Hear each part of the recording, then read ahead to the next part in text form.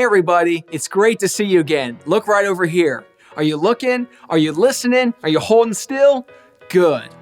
Today's bottom line is light of the world. Everybody say light of the world on the count of three. You ready? 1, 2, 3. Light of the world.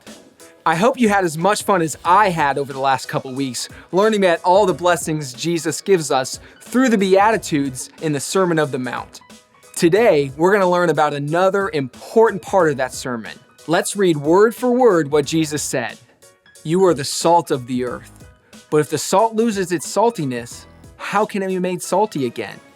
It is no longer good for anything except to be thrown out and trampled underfoot. You are the light of the world. A town built on a hill cannot be hidden. Neither do people light a lamp and put it under a bowl. Instead, they put it on its stand, and it gives light to everyone in the house.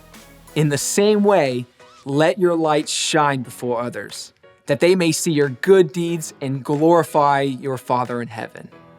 Okay, so have you ever tried eating mashed potatoes or French fries without salt? It's not very good, right? In fact, most food tastes pretty terrible without at least a little bit of salt. When it comes to food, salt makes almost everything a lot better. Jesus said that Christians should be the same way. Wait a minute, I know what you're thinking. Is this person trying to tell me to be salt? That's a table condiment. Come on. But we are to be the salt of the earth. Hear me out. Think about it.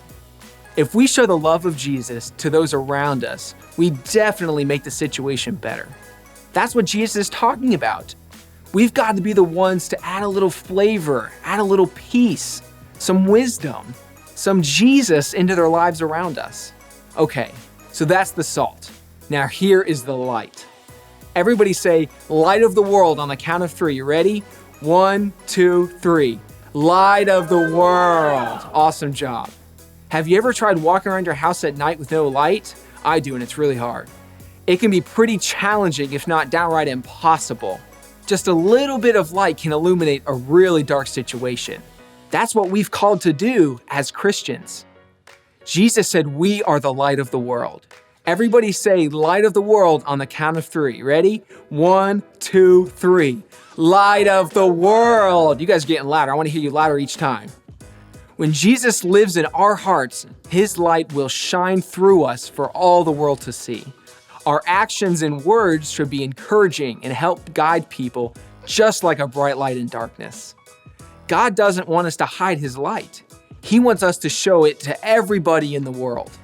When people see how bright and amazing the love of God is, they will be drawn to him. Everybody say, light of the world on the count of three. Ready? 1, 2, 3. Light of the world. Here's an example of what I'm talking about. Imagine you are in a world of darkness, no light, no hope. Well, there might be some hope, but you can't see it. Anyways, so darkness. Suddenly, little bits of light start to appear, and you're able to see the whole picture. That's how it is with us. When we live our lives with Jesus in our hearts, others will see him shining through us. Jesus' Sermon on the Mount is a great place to study the Bible, if you're ever wondering where to start. Jesus was able to teach us so much in just one sermon. The Beatitudes, salt of the earth, light of the world. Jesus really knew what he was talking about. It's so cool that Jesus loves us and wants us to live blessed lives. All we have to do is trust him and follow his awesome teaching. Be the light, be the salt. Share the love of Jesus to somebody this week. Everybody say light of the world on the count of three. You ready? 1, 2, 3.